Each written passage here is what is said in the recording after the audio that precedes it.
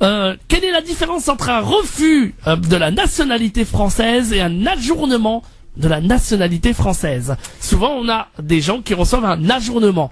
Est-ce qu'on doit contester ou pas? Oula. Alors, l'ajournement, c'est que on est dans l'impossibilité de pouvoir reformuler une demande de nationalité, passer un délai. Généralement, c'est un délai de 2 ans.